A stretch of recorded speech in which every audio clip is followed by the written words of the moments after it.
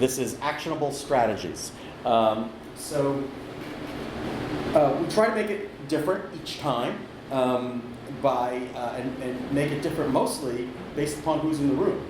And what I really love to do is go around the room and ask each of you to introduce yourselves. Forgive me, okay, for not doing that. I know that many of you signed up with the registration link, so we know how to reach you. I'm going to send a copy of the slide deck to each of you. Please do visit our table and submit for a raffle for a individual sponsorship ticket, so you can wear your Bad Camp hoodie and t-shirt. How many folks first time at Bad Camp?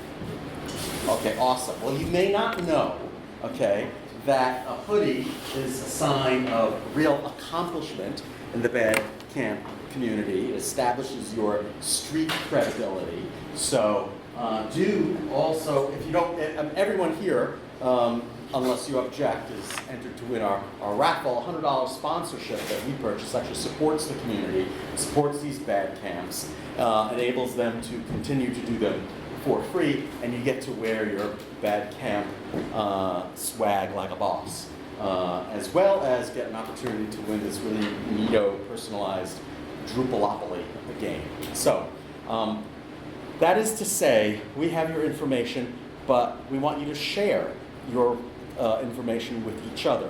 So I'm going to go through my deck at warp speed, okay, so that we've got a little bit of time left over to talk about some of these issues, and I'll ask you then, okay, to introduce yourself, as maybe hopefully you are inclined to ask a question or challenge something, some cockamamie theory that I've presented with you today. So let's jump right into it.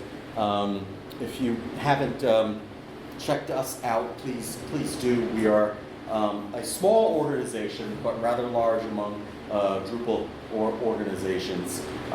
You're here today because something in this description resonated, because you've heard about how important it is to focus on customer experience strategies. I am sorry for violating my own and other people's rules about accessibility in these slides. You only realize just how difficult they are to read in a bright room.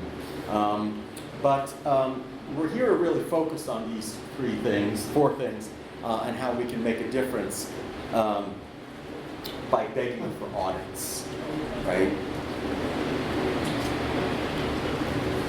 So this is not a new concept, okay?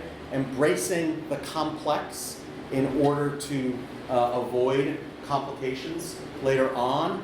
An audit is a formal process, ought to be a formal process. It's one of the things that we're trying to encourage. Let me move this. And so many of you may work for organizations where you have a really good sense of your content, your usability, your accessibility, your security. But having a really good sense or anecdotal evidence of it is much different than a formal process. And there are lots of different ways to document information. An audit's one of them. There are lots of different ways to conduct an audit. Okay, we can borrow from the ancient art of Six Sigma to help us understand how audits can help us establish baselines in our organization from which we can measure. A baseline is a mark on a chart, a foundation. It's a really terrific thing to have when you are working in your organization and advocating for one set of actions over another in order to improve a condition in one way, shape, or form. The idea of sticking a pin in something that is durable, that you can go back and point to, and in fact engaging in a process that will allow you to repeat it so that you can measure your progress is a very, very powerful thing, and it's powerful for anyone in an organization, no matter where you are in your organization, what kind of responsibilities you have. I am not suggesting that you go about asking your stakeholders to embark on a Six Sigma process, because you'll be sent in a time machine back to the 80s and the 90s. But the message here is it's all about the base, okay? And that's a very simple, powerful message that you all can use to bring home. So I give you a little bit of earworm at low volume to reinforce this. And once you get these baselines established in your organization, okay, you are more likely to take steps towards improving your accessibility, your usability, your content, and your security. So, baselines. Let's talk about establishing a baselines when it comes to content, okay, and how we might improve content. So the first thing, of course, when we look to audit something is we look to understand what we are auditing, okay? And it is very much qualitative, very much a qualitative analysis of what we are communicating to our customers, okay? But there's an element to it that's not that's very hard to quantify, right? So I like to use cultural references in my presentations, and I'm always looking for that greatest common denominator, or something that folks can understand, okay? So I talk about content and a user experience in the terms of journeys, okay? And journeys have been with us for a very long time, since we started writing poetry and documenting things, okay? They are an important part of everyone's life cycle, right? We all have, we graduate from school, or we get married, or we have a family. We all think of these things sometimes as journeys. Why shouldn't we think of the work we do in technology, okay, when we're really producing things for human consumption? Why shouldn't we think about them in terms of journeys? And so there's another reason why we should think of something in terms of a journey, okay? How many folks used to, well, I guess it depends on how old you are in the room, used to pay 50 cents for a cup of coffee practically anywhere, okay? Not difficult at all, okay? And you can argue when it started to happen, but I'll gladly pay $7 for a cup of coffee at Starbucks if I want that experience, okay? And so it's a hedge against this commoditization. And those of us that have been in the field, or perhaps have a development background, have seen firsthand how our code can be commoditized. And now we work for agencies that the premium is often paid around strategy, okay, and creating really great journeys and customer experiences. So we can begin to start to establish a baseline that will help our organizations, whether or not we're a service organization or a service organization, by measuring things differently. And so we begin to think in terms of journeys. What are some help along the way? Well, you don't remember the trip to the grocery store. It's a journey, right? You remember other types of journeys. Why? Okay? I think we remember journeys where we can see ourselves in that narrative. I think the visitors to our websites will remember us and want to come back and have a good experience if they can immediately see themselves in our presentation. Case in point, working for a state attorney's general's office, massive amounts of information. The people's lawyer for a state, their website organized completely by departments. All their employees of the Attorney General's office would go to the website and get information about their department and others, okay, because it was organized by departments. They loved it. But their visitors hated it because they didn't know how the Attorney General's office was organized. They didn't know they had to go to one department to find one form and another department to find another form, even though they were only trying to do one single thing, right? So that's a perfect example of the opposite of what we're talking about, right? This organization very typically told its story rather than trying to understand what their visitor was wanting to go through.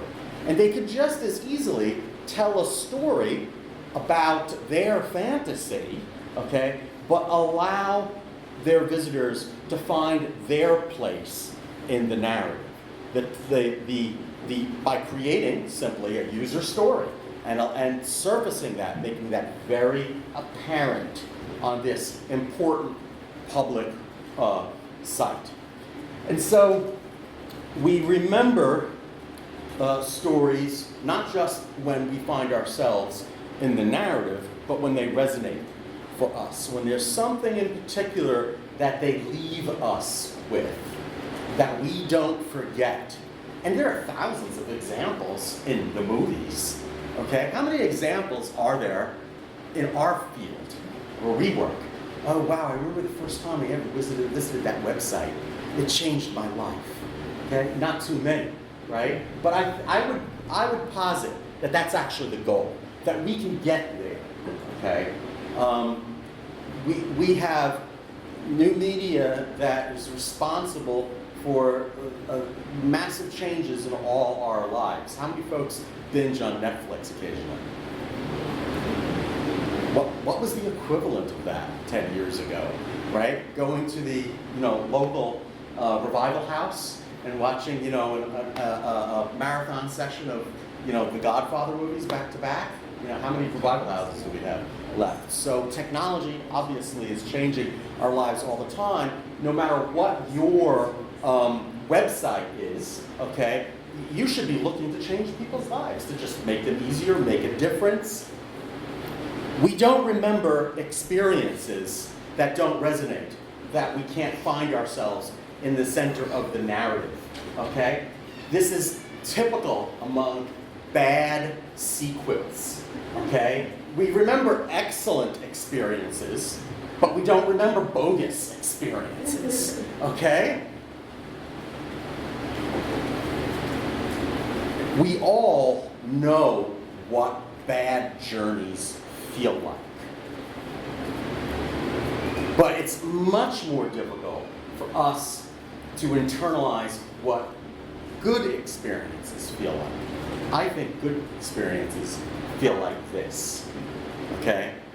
I maybe can't do this anymore, but I want to have that feeling of just unabashed joy, or at the very least, finding what I came for on our site. Finding it easily, knowing that I found a place that I'm happy to go back to, because I won't have to do Google search after Google search to find what I am looking for and to get it done, okay? We see this happening all the time, okay? And long-standing institutions and sectors being disrupted because the web is a place where we can recycle information. We don't have to find this information in just one place. We have 100 places in which we can find it for, or at least the first dozen places that are returned on a Google search. So we want to be the place that people land on first and come back to, because they know that even though they could find this information in several different places, we have created a terrific experience where finding the content yields a pleasant journey, where having that 50-cent cup of coffee is worth spending $7 for. So, it's a client-centered paradigm, and amazingly, an audit can help you get there.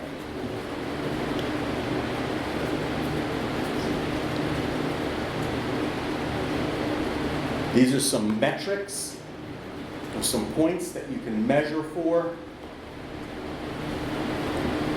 What does it look like for your organization? And again, everyone will have copies of this deck. A content audit is more than a simple list, right? It's a tool by which you can take action from. So if your organization has talked about personalization, if your organization has talked about creating more streamlined forms, your organization should be able to have artifacts that come out of a content audit, okay, that help you reach those goals, okay? And there are questions that you can ask along the way that will be a lot easier for you to get answers to rather than having to go back to it. Some of these are, can't tell you how many times. Organization has a website from the, early 2000s or whenever, okay, and it's really text rich, okay? And now they want to go to this beautifully well-designed site with great images and great customer experiences, but they don't have any pictures.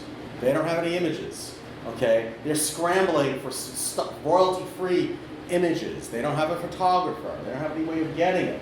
Well, your content audit should surface this very early on, right? And we go in all the time and do discoveries as part of our strategy with organizations, not just as part of a development or replatforming, but as part of a strategy session where we say, okay, yeah, this is a need, part of the gap analysis over the next 6 months.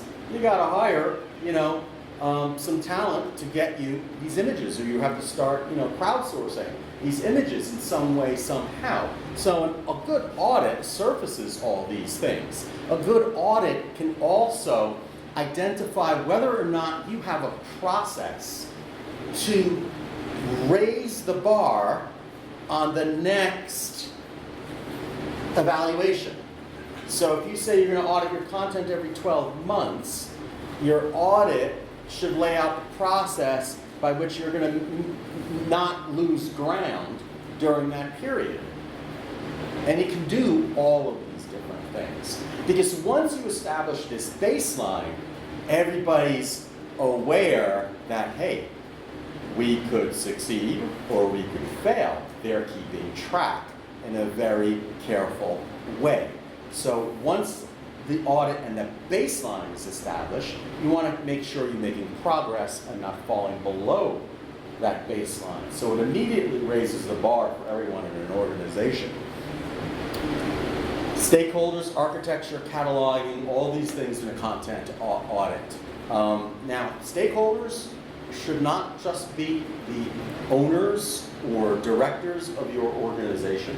It should be your administrative support folks, your subject matter experts, your volunteers, everyone who's going to be using the system. And you have to have a good sampling of folks, okay? And you can do a content audit that includes interviews and surveys of stakeholders about the content. You can do a content audit that includes interviews and surveys with the consumers of your content. It is not just a simple list. These things should all overlap into usability, into SEO, into security, into performance.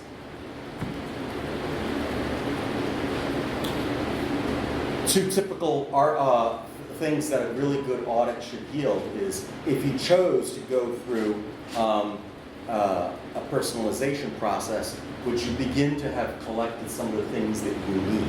Would you have information about segments? Who's viewing your content?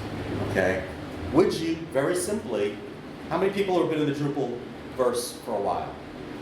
Okay, so if your content audit yielded some information where you could improve your faceted search in Drupal, wouldn't that be cool, right? Because we know how lousy, okay, search has been in Drupal for so long, and we know how difficult it can be to improve search natively or through a Solar Search or some other third-party appliance. So if you had some information that made the effort even more worthwhile, that would be a terrific boon to your visitors that would improve their journeys, right? So, I got ahead of myself. Your audit can be used for all these things. So, to reinforce, and if you're less visual and more auditory, blame the earworm on me and Megan. So, audit strategies to improve customer experience, SEO, and conversion. So, we're laying down a premise here as well, is that not just that audit strategies will help you in each of these different 4 areas, okay, but that a good UX will improve SEO and conversion. This is the hardest to do because it's the least tangible. And we tend to think of user experience as design, and design has an aesthetic and is very subjective. But what we have to understand is that we're really measuring outcomes, right? And not that intangible design itself. A good way to look at this, okay, is that user experience is a combination of design and usability, right? We go from, how many people know the secret of this ketchup bottle? Right, it's a secret. Not that many of us know it, okay? So it's not a good movie, okay? We can't all get value from that. We might be able to get ketchup if we stick a knife in there, okay, and break the vacuum. The secret is you gotta tap on the 33 to break the vacuum, okay, or whatever the Heinz sign to break the vacuum. So they designed this just brilliant new plastic bottle, okay? But did they focus on design, or did they focus on user experience and the total sum or did they focus on usability and the total sum of user experience? Well, I can't use one of these newfangled bottles without making a mess, okay? Now, I am much more of a ketchup and mustard guy than I am a mayonnaise guy, but the mayonnaise folks nailed it, okay? And they took it really seriously. I mean, this is an excerpt from the Merchandise and Packaging, Food and Packaging Digest, okay? When this container came out, and they solved the mess. They nailed user experience. And I'll bet you a lot more people are trying mayonnaise as a result of it, okay? Rather than just sticking with mustard and mayonnaise. Now, why can't we take user experience as seriously as the Packaging Digest does? I posit that we can, and one way to get there is by conducting really smart audits of user experience. We know what bad user experience feels like. You don't want to be trapped in this elevator. We know that user experience evolves, that we have to constantly update it. And we know that folks are willing to pay for it. We have to figure out a way to move from commodity to experience. And again, a solid audit is a good way to help you start. And it's a great way to help you convince your stakeholders that they need to do this. These intangible assets are so much more valuable than they used to be. I can't find a 50-cent cup of coffee around anymore, and if I did, I don't think I'd like to drink it. But it accounts for so much value. So, some strategies for UX auditing. You're measuring the solution. you're not measuring an aesthetic. You're tracking performance indicators. You're collecting both normative and outlier information. I found this during research for this presentation. I don't know who Bruno is, but I thought he had a very smart way of expressing this and explaining it. UX is the intangible design of a strategy that brings us to a solution. We are measuring the solution. Quantitative data, qualitative, accessibility testing performance, because chances are, if we are improving accessibility, we are improving usability for everyone. User interfacing, user experience, pain points, newly discovered pain points. Each and every time we introduce a new feature, we're throwing a wrench in the wheels we have to evaluate. All right? Each and every time it happens with a third party. More on that. Okay? So again, I'm going through these quickly. We're going to get copies of them. I want to be careful of time. What time did we start? We started at 1:30, 2 o'clock. What time did we go until? 2:15? Is that right? I got to speed it up. Okay. When? Early and often on the UX audit. Okay? And are we auditing what's not there? How much of our sites are we handing over to other third parties? Okay? That's part of the experience. Your visitors don't know or care whether or not they're being taken off-site. Do we have to integrate at an API level in order to ensure the same experience? That's not just branding, okay? But it's a look, it's a feel, it's a tone. It's a way of getting things done on your site, okay? So customer analytics, collecting all this data, user signals from places like Google, measuring all the things that are elsewhere, whole list of take-homes and resources, which I try to keep updated on a regular basis here. So you're going to get this to look at when we send you this right after our session. So remembering that UX is also a journey, okay? Even if you don't like mayonnaise, okay, remember, it's all about the baseline and improving every time from there. So now let's talk about accessibility.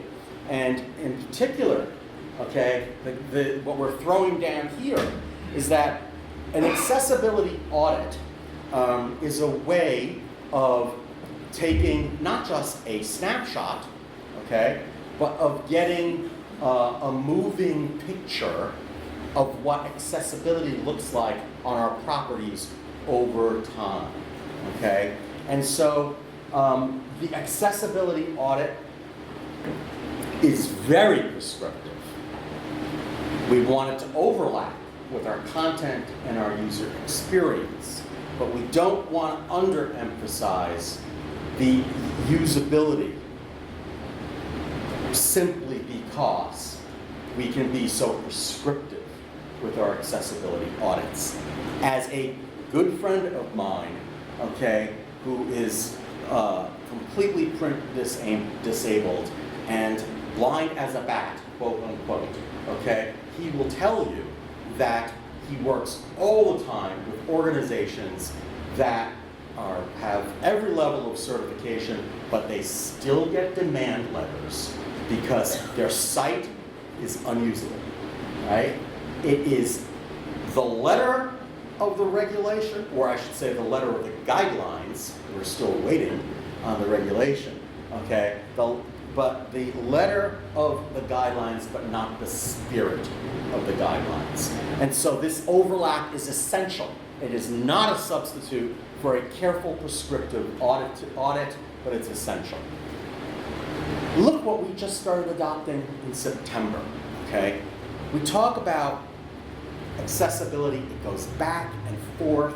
Domino's, okay, is really trying to move the needle back in terms of what we have to do, okay?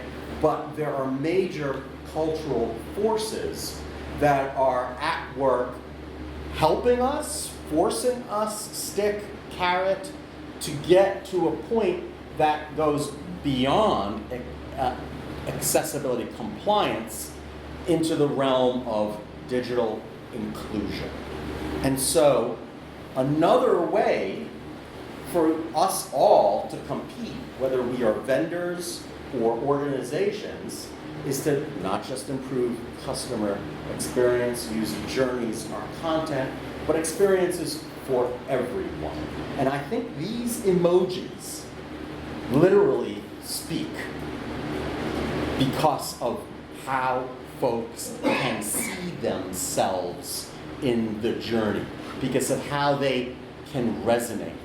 And so now people, as folks like Apple and Google, who requested these emojis, okay, start putting these out for general consumption, folks can be seen, right? They can be perceived. So we know web accessibility is not just about visual impairment. We know it encompasses so many different things. We know more and more folks are headed in that direction, and we know that there are certain best practices. All this very, very prescriptive. And so we also know that there are so many tools that we can do. The audit is usually de-emphasized. Remediation is what is emphasized, because everyone wants to be able to respond or avoid the demand letter. But I would posit that the audit is essential, because with it, you can show over time the steady effort that you have been making to ensure that your site is not just compliant, but accessible. And so these resources and tools that help you track your efforts over time. So we have worked with many of them recently with Site Improve, and they have a terrific way of measuring improvement and failings over time. So everyone's going to get a copy of this list. And content creation and practices plays hugely into the idea of maintaining compliance and inclusion. And we have available to us certain design systems now that can help us ensure compliance. And so we don't want to think about atomic design or starting with our atoms building up to elements and organisms as just a design tool to ensure our branding. We want to actually think about it as a tool to ensure, with an E, continuous compliance and strengthen digital inclusion.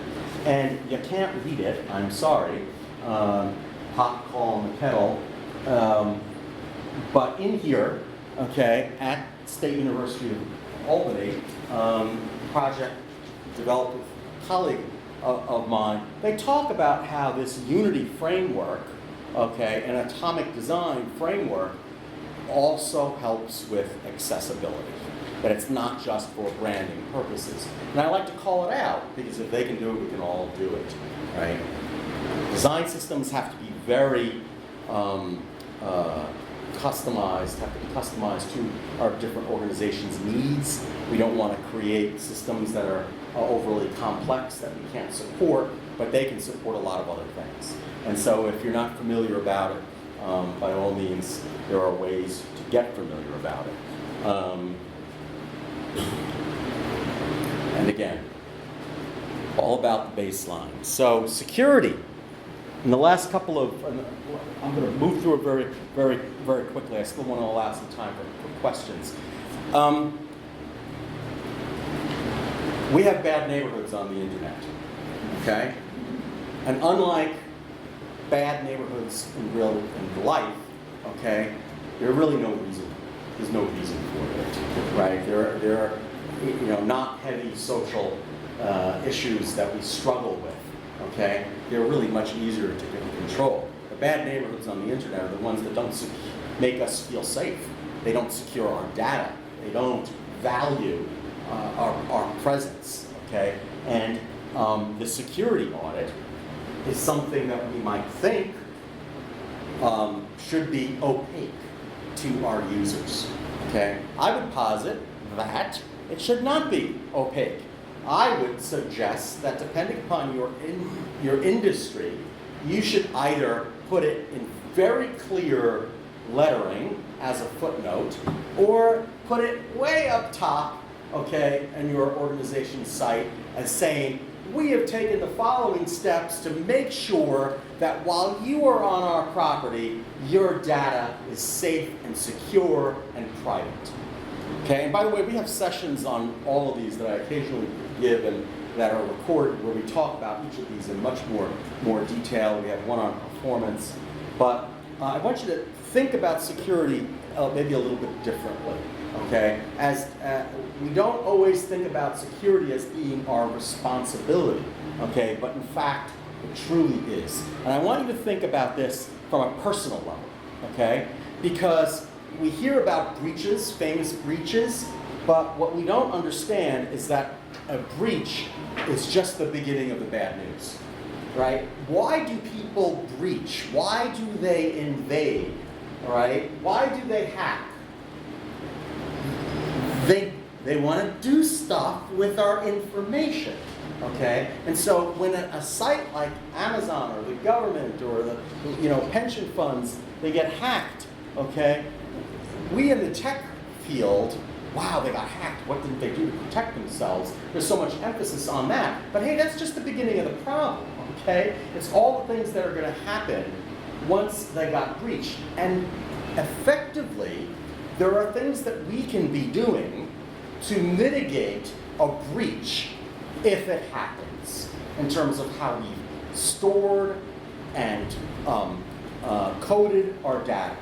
And so I think it is very helpful to think about a very traditional IT model in web security that focuses on, in order for something to be truly secure, data must be available, okay? Because we rely upon it.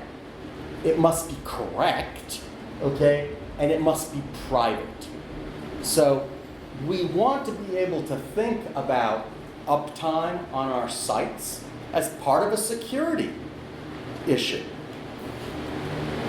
Policies matter, but even more important is whether or not we adhere to these policies.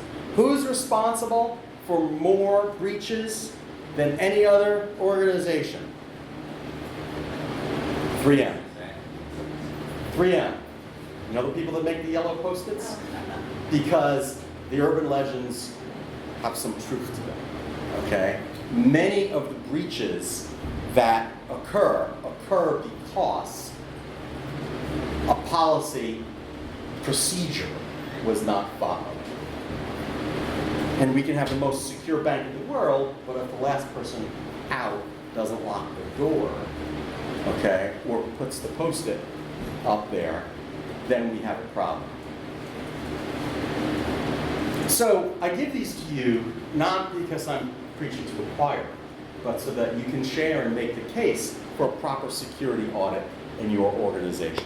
We are all dealing with massive amounts of data and massive transactions. Numbers of transactions are occurring with all of this data and being transported exponentially around the internets than previously.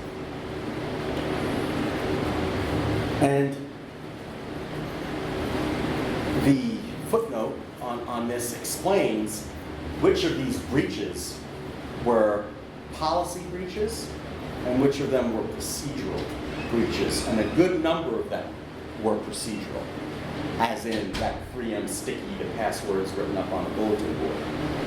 And in one of these, I don't remember what it was actually truly the cleaning crew, right? It was a sting it was an operation where they went in to get data. So, is your website secure? Well, that's a really simple question. And it's not an easy answer, but there are more complicated questions. You have to go through a formal process in order to keep track of these questions, okay? Let alone begin to get answers. If your website has a connection through an API to some other service, can you be assured that that connection and those APIs are secure, not just at your end, but at their end? And is it a matter of doing your due diligence only, or really truly improving customer experience by saying, oh yeah, and by the way, all the third-party folks that we interact with and our partners, they've all done the same thing. They adhere to all these policies as well. Okay? And this may be, a vision for the future and a goal far away, but it's something that we can all work towards, especially if we have a baseline where we're keeping track. Security happens in different realms, also a different lens that we can look through. Megan Trainer will help us. We want to establish this baseline. It's fair game to tell folks that conduct a security audit, and they should be folks. They shouldn't be Jack or Jill down the hall, because the job of IT is what? To maintain controls, uptime, security. Take them away from that job to conduct a security audit. What are you doing? Taking time away from security and controls. So it really should be a third party of some kind that's helping you conduct a security audit. Okay? I get ahead of myself, but we're moving not quick enough to do a real audit. Okay? Yeah, and don't send the keys to the kingdom by email. Okay? If you're the security firm that you've hired to do all this work for you asks you to send them by email, send them a pink slip. Folks, are pink slips still pink like that? That's when you get canned, when you get fired, right? You should fire your security firm unless they send an individual over with a messenger to collect the most important thing that you can give them, access to your entire website, right? And your customer records. How many people go to the doctor and don't tell them what's wrong? How many people might hire a security firm and let them find what's wrong? Don't do that. Tell them what you're worried about. Even if you are worried about your security, it's good to have that audit. Again, some of these things are very prescriptive. They are not that difficult to understand. Even your stakeholders can understand.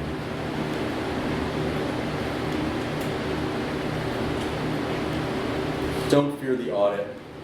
Stay calm. Megan and I thank you. Come see us anytime. I apologize. I haven't left that much time for questions. I can certainly stay late. Thank you for enduring the heat of a beautiful day and my indulging me. So thank you. Questions? Comments? Yes? So you talked about UX affecting SEO, and do you just mean that like good UX is going to make a good experience? Is there going to be visitors and conversions, and that's going to help SEO? At every level. So we had a form. Gosh, we have a Marketo form, and we use it for folks to sign up for our presentations, and it got broken. And it's a perfect example. It's like, and our VP of marketing was like, the form is it's really bad. Fix it now, okay? And it was a Marketo firm, a form, and we had fairly junior staff person that was in charge of that, and we had to get a developer to come fix it. And she did absolutely the right thing. She raised the flag, and she made it very urgent, okay? Because folks weren't going to fill out that form because it was a mess. And so there's this usability, you ought not to be making it difficult for people to get your services. And so it really happens totally along the spectrum. At every step of the journey, where your users have to do something, as opposed to just laying back and watching a movie, you want to put a premium on that interaction. So you can look at it at two different levels. You want folks to sit back and enjoy a movie, okay? And then when they're asked to participate, you want them to have it be easy, have it be quick, have it be graceful, and have it be secure. Yes, please. Could you give us a couple examples of websites that put the customer, the user, in the center of the story that kind of your... FFWagency.com. Wow. I'm going to think on that and give you some really specific examples of it. I mean, I think that there are some... remember that picture of the guy with the brick that was a cell phone? Okay? It's evolutionary. How is it that something like Craigslist still exists in the world today? Okay? It's because they have a loyal following. Now, a startup creates a new site like Craigslist, okay? They're not going anywhere. But usability on Craigslist for the people that they are, their diehards is wonderful, okay? Amazon really is pretty lousy, okay? But they've done such a great job in other areas that they have a loyal following, or they've created, a lateral monopoly that makes it just so difficult to shop elsewhere in some cases. But that's a very valid question. We should put some more time into creating some exemplars that are not movies. So we'll work on that. Okay. Thank you. Yeah. Other questions, comments? Yes, please. So I work for UC Berkeley. We have a managed website platform for our campus customers. The point is we try to give them the tools to build successful websites for their audiences, right? Great. So, and I try to do my best to make sure I give them those tools to succeed. But just like our team and their team and kind of any team at a public institution, time and resources are really, really limited, and it's really hard for me to advocate to customers sometimes when they come to me and they say, well, I only have 5% of my job that's allocated to work on this website. Right. And I'm like, but you need to spend the time working on your content in order to really maximize it for your visitors. For these reasons, we have all the tools to let them do that, but they still don't really use them because they literally just don't have the time. And I wonder if there's any other way that I can kind of get through them that it's worth, even if it takes longer to launch a site, to do the due diligence of making sure their content is structured in a logical way and that it's written in a good way that makes sense for their typical audiences and so on and so forth. Yeah, that's such a great question. We need to show our stakeholders that the math, that we can get to 2 + 2 = 5, right? We can flatten their business process for them. I did a session with Olympus of America. It's been a long time that we did that, so I can mention it. And we had IT, literally, I kid you not, on one side of the room, and marketing communications on the other side of the room. And the only way we could really get them to start moving forward is we had to talk about the pain that IT was experiencing. And I think it's a good analogy for a lot of university and other enterprise organizations that are far-flung but don't have tremendous IT or subject matter expert departmental resources, right? And we actually went through the tools with IT. And we went and showed them that they could use the same or better tools, that they didn't have to retool and relearn or incur new overhead, manage a new stack. It's the same or better tools to manage a whole bunch of new Drupal sites.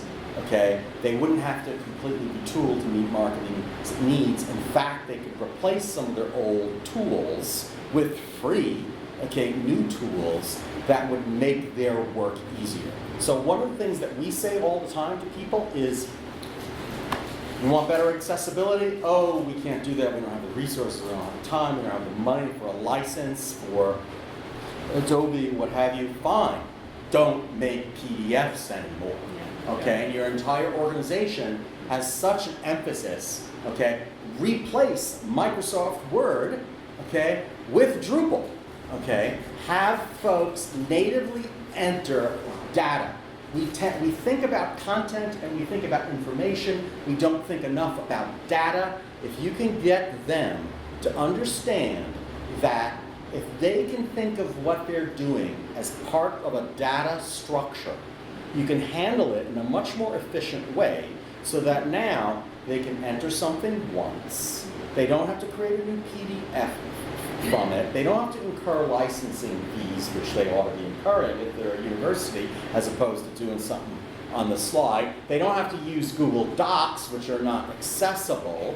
Okay, they can still accomplish the same collaboration, okay, through a properly set up Drupal instance, okay, and they can begin to achieve all these different economies when you then start to talk to them about how if they do that, they don't have to touch that data more than once. That the only time they will have to touch it again is to update the data. They won't have to touch it to make a new table because Drupal can do that, okay? Or a number of other systems can do that. They won't have to do that to send out a list, a distribution list about an upcoming meeting because the faculty have already been entered into the system.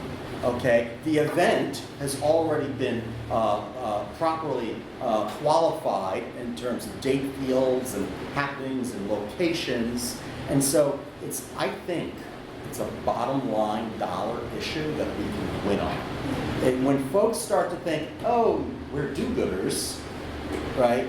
We immediately start getting shot at. I think this is still a basic, bottom line issue, and it's a